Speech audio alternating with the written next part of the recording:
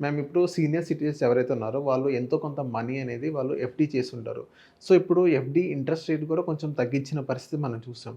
So, FD కాకుండా వాళ్ళకి ఇతర ఏ ఏ ప్లాన్స్ ఉన్నాయి మ్యామ్? సో, రీసెంట్‌గా అండి అంటే when I'm walking to my అంటే మేము మా కమ్యూనిటీలో వెళ్తున్నప్పుడు ఎవరైనా నేను ఫైనాన్షియల్ ప్లానర్ గదా! సో, ఎవరైనా పెద్దవాళ్ళుంటే వాళ్ళొచ్చి ఇలాంటి క్వెషన్స్ అడుగుతూ ఉంటారు. మేడం నాకు ఇలాంటి ప్రపోజల్స్ ఉన్నాయి. సో, నేనిప్పుడే రిటైర్ అయ్యాను. రీసెంట్‌గా రిటైర్ అయ్యాను. నాకింత కార్పస్ వచ్చింది. But I'm so worried. ఈ కార్పస్‌ని నేనెక్కడ పార్క్ చేయాలి? ఇప్పుడు రిటైర్మెంట్ అయ్యేటప్పుడు పీఎఫ్‌లు గానీ, లేకపోతే రిటైర్మెంట్ బెనిఫిట్స్, గ్రాట్యుటీ గానీ, ఇవన్నీ కూడా లీవ్ ఎన్‌కాష్‌మెంట్‌లు అన్నీ కలిపి ఈ మధ్య 70,00,000, 80,00,000 వస్తున్నాయండి. బట్ ఏంటంటే ఆ 70-80 లాక్స్ ఫర్ ద నెక్స్ట్ 20 ఇయర్స్‌కి ఉపయోగపడాలి.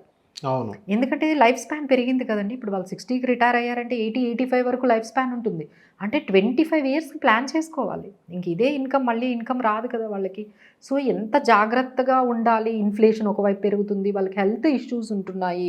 ఆ తర్వాత వాళ్ళు ఇండిపెండెంట్‌గా ఉంటున్నారండి. పిల్లలతో ఏమి ఉండట్లేదు. దే ఆర్ లివింగ్ వాళ్ళు సెపరేట్‌గా ఇండిపెండెంట్‌గా ఒక ఫ్లాట్ తీసుకొని, ఒక మెయిడ్స్‌ని మెయింటైన్ చేసుకుంటూ, ఒక డ్రైవర్‌ని మెయింటైన్ చేసుకుంటూ అంటే వాళ్ళ లైఫ్ స్టైల్ కూడా చాలా హై ఉందండి. ఎక్స్‌పెండిచర్ చాలా ఎక్కువగా ఉంది.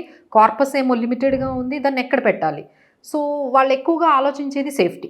First of all. ఎందుకంటే సీనియర్ సిటిజన్స్ వాళ్ళ కార్పస్‌ని రిస్క్ తీసుకోవాలని అనుకోరు. సో, దానివల్ల ఏమవుతుంది వాళ్ళు ఎక్కువగా వెళ్ళే ఆప్షన్స్ మనం చూసుకుంటే సీనియర్ సిటిజన్ సేవింగ్స్ స్కీమ్‌లో పెట్టుకోవచ్చండి. అది మనకి దాదాపుగా 8% ఇట్లా మనకి రిటర్న్స్ అనేది ఇస్తుంది. రిస్క్ లెవెల్ ఏమీ ఉండదు. ఎందుకంటే అది గవర్నమెంట్‌ది కాబట్టి ఓకే. ఎటువంటి రిస్కు ఉండదు. అందులో ఏంటంటే లాక్ ఇన్ పీరియడ్ ఉంటుంది. ఒక 5 ఇయర్స్ అంతవరకు వాళ్ళకి ఇంట్రెస్ట్. బట్ ఏంటంటే అందులో లిమిట్ ఉంది. ఓ 30,00,000 అంతే. అంతకన్నా ఎక్కువ పెట్టుకోవడానికి లేదు.